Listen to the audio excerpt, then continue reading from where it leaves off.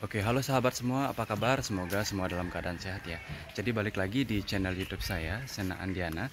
Dan pada hari ini saya rencana akan mendongkel pohon jeruk purut atau dalam bahasa Balinya jeruk limu. Nah, untuk proses penanamannya di sini saya menggunakan proses yang sangat organik. Jadi seperti apa prosesnya? Mari kita simak bersama di video berikutnya.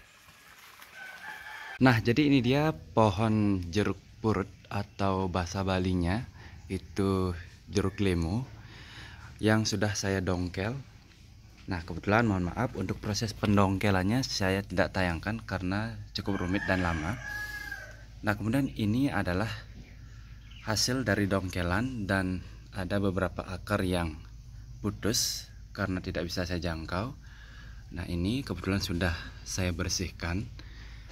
Dan kita akan lanjut ke proses perendaman menggunakan air rendaman bawang untuk penambah perangsang akar dan untuk melakukan proses pengobatan istilahnya atau penyembuhan pada akar-akar yang luka seperti ini.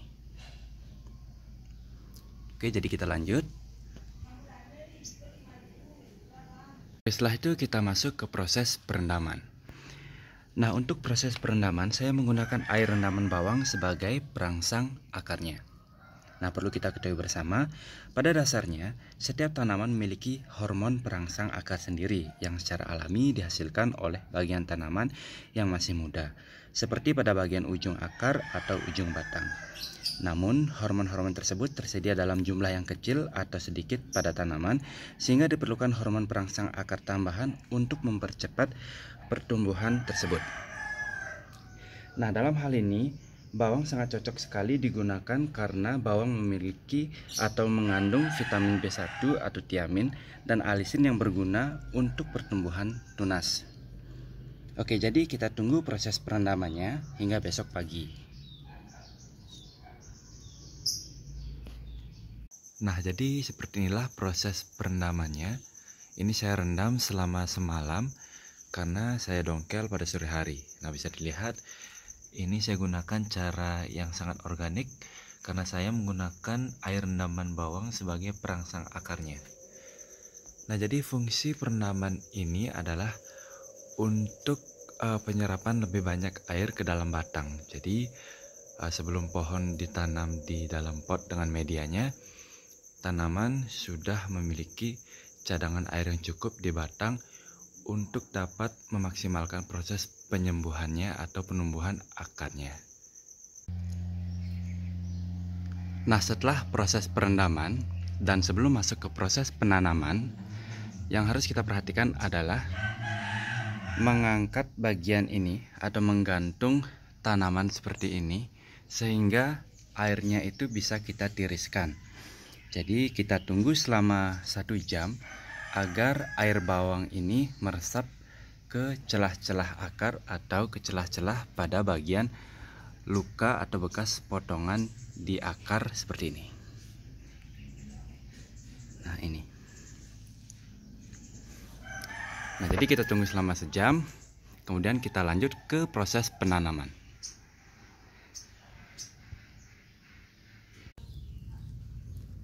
Nah, sebelum masuk ke proses penanaman, seperti biasa di awal kita siapkan media tanamnya terlebih dahulu.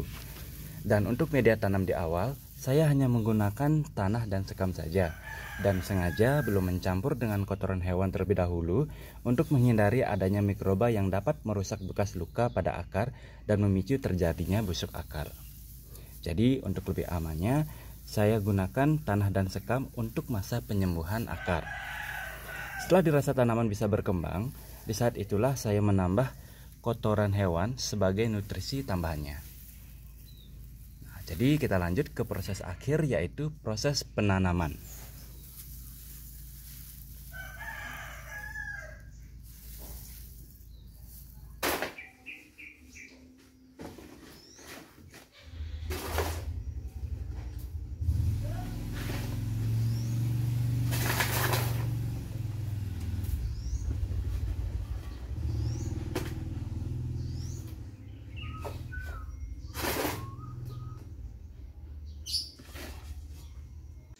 Nah, jadi inilah proses akhir dari penanaman jeruk purut atau dongkelan jeruk purut atau pohon limu dalam bahasa Bali.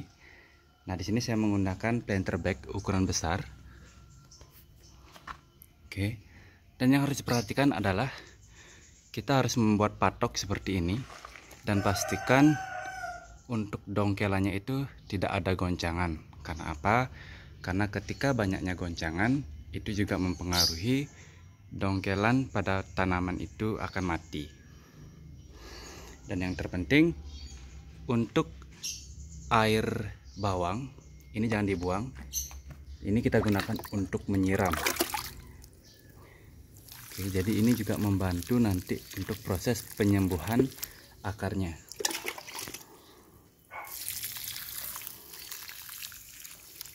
Dan usahakan jangan terlalu lembab juga, jangan terlalu banyak air agar tidak busuk.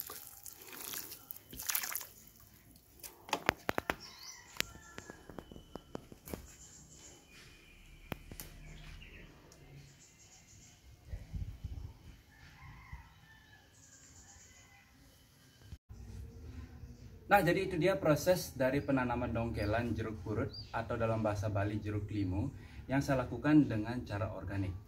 Nah, mungkin untuk video ini saya cukupkan sampai di sini. Semoga bermanfaat dan bisa diterapkan di rumah. Dan yang paling penting jangan lupa menyiram setiap hari dan menjaga kelembabannya. Oke, untuk akhir sesi saya ucapkan terima kasih. Semoga bermanfaat dan sampai jumpa di video berikutnya.